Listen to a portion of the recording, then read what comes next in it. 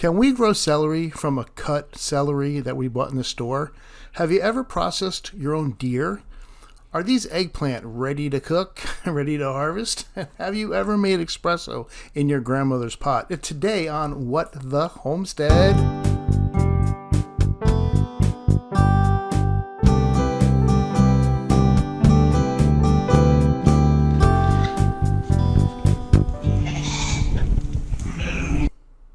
So first up is the bees. We got to take care of the bees. What we really need to do is put a second mite treatment in here. In a previous video, we did the first mite treatment, which we placed in and we left for 2 weeks. And now we have to take out that treatment and put in the second treatment. And if you watched the first video, I got stung a few times while doing it. So I actually geared up a little bit better this time. Put on a big sweatshirt and some long pants because I got stung in the legs and in the hands. And so that wasn't any good. So basically what I'm going to do is just go in. We're opening up the box. This top box here is actually just a feeder. It's called a top feeder. And I pour sugar in there, sugar water in there, 1-to-1 syrup. I'll show you in a minute. And this top box here I'm taking off, that is filled with honey. And it's really heavy, which is great, which means I have a lot of stores of honey for the winter. This is the first treatment. Now that's empty. When we first put it in, it was filled with like this paste. Sort of looked like toothpaste, like white toothpaste, like Colgate.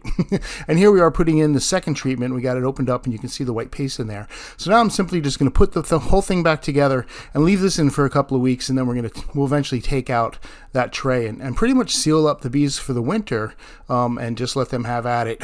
So putting the top box back on, putting the feeder back on, and then I'm going to show you the syrup I put in there. Basically, I'm doing a 1-to-1. Some people do 2-to-1 this time of year. I've read about it, and different people say for different reasons. But since they have a lot of honey, a 1-to-1 syrup is supposed to encourage brood, producing more brood. So I want a strong hive for the winter. So it's just one cup of sugar to 1 cup of water. So that might have been 6 cups of water, 6 cups of sugar, 1-to-1. And we're just going to put the whole thing back on, put the top back on, and I'm going to seal it up. But before I actually close it down, I'm going to put a little duct tape around this. And the reason I do that is because I feel like the scent from the sugar water was getting out, and it was encouraging robber bees, which are bees from other hives, and they want to come over and they want to eat the honey. And so they try to find a way in. And I noticed some bees around that kind of crack there previously, and I figured they were trying to figure out how to rob it. So I closed it up. Here, I wanted to try celery. I wanted to try growing celery, so I did it. I'm doing it 2 ways. First, those were seedlings you saw. I bought a package of celery seeds, and this right here is a piece of celery I cut. We use a lot of celery in my house, believe it or not. So I just cut the ends off, and I just put it in just a littlest bit of water. If you put too much water in, it rots. So you just have to put a little bit of water, and eventually it starts to like sprout like that, and you get these little tiny micro like hairs on the bottom there, and that's what you're looking for. And once you have them, you can put them in the garden. So out in the garden, I put my little seedlings out there, and they're starting to grow. And then I have my store-bought chopped up. Now it's very thin, the stems. I'm hoping they're going to get thicker and longer. We'll see what happens. I did try this one time before, and I never picked it. I just kind of let it grow, and then it kind of just dried up and died. So, did you ever harvest your own deer? Now, I didn't shoot this buck. My friend Vance got it. He was out, and he was like, he had paid, I guess, previously to have it processed, and I was like, no, I can process a deer. Just bring it on over.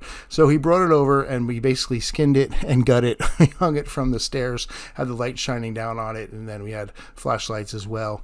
Basically taking the skin off here after gutting it, and then we're going to just take off the pieces of meat, select pieces of meat that we want. Basically, we're going to get the whole deer because we're going to get all the way down to the ribs. So here I am.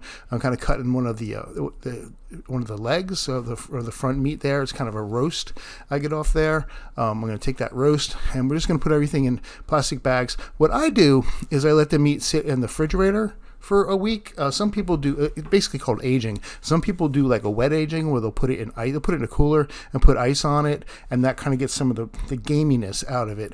I like to just let it sit in the refrigerator and just break down, because when a deer is shot, of course, it's going to go into rigor.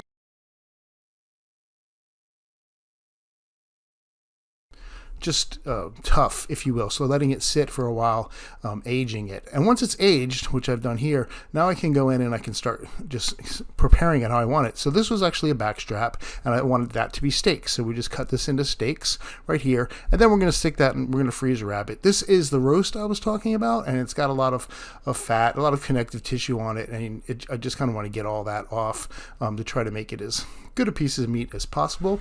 This is also part of the rump, which I'm going to either steak here and maybe cube later for stew, or we'll see how it goes. And then last but not least, I'm going to take the whole thing to the grinder. Well, I have the ribs, actually. I forgot about that. We got the ribs here. I'm going to cut them apart. So I'm going to try to smoke those. So a future video, I'll show you how I'm going to, I don't know. I've never smoked. I've never eaten. I've never kept the ribs, first of all.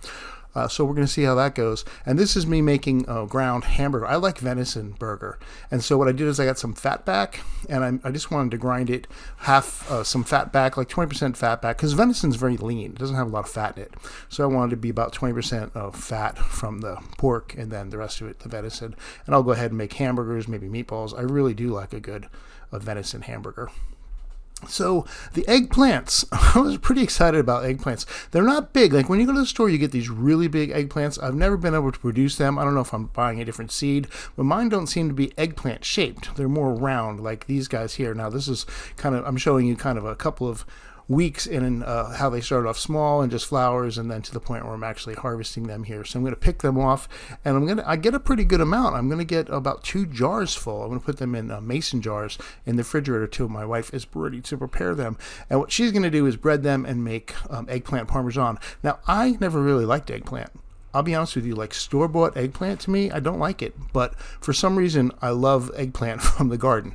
It just has, it almost tastes like fried green tomatoes, which I also like.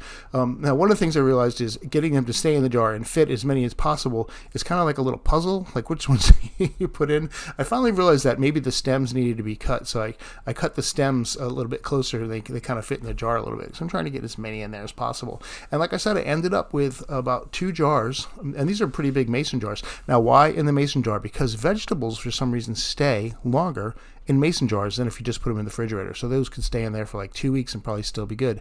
In the end, my wife did make a superior meal. Now, she made the sauce for here. She made the pasta, and she fried the eggplant, which was grown in the garden. So everything you see here, except for the cheese, we made.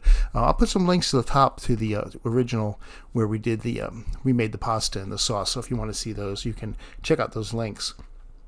Finally, I wanted to have some espresso one day, and I've got this old espresso coffee pot, if you will, that was, I suppose, my grandmother's on one side of my family there. So I got some espresso coffee, which is very fine powder, and it goes in the top, and this little thing has little holes in it, and you put water in the bottom part of it, and it's kind of like a little contraption. You put the piece with the coffee in it on top of that, or inside of that, and then you put the pouring part, the pitcher, if you will, on top of that, and you take the whole thing to the stove and you place it on the fire, and you wait for the water on the bottom to heat up to, I guess, to maybe just before a boil, and that doesn't take too long because it's not that big a pot. So you turn it off the flame, and you just flip the whole thing upside down, and what happens is the water from the top kind of goes through, sort of like a French press, but without the pressing part. It just goes down into the bottom part, and then when you remove the top part, all the water has gone down into the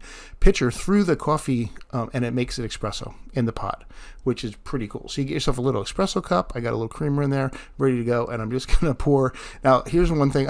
He kind of might help to have the lid on. There is a lid if you see behind it, so maybe having a lid on would have been the way to go. But fantastic with the Homestead espresso. If you've never made it, that's a crazy. You can probably buy one of those pots on Amazon. Who knows? So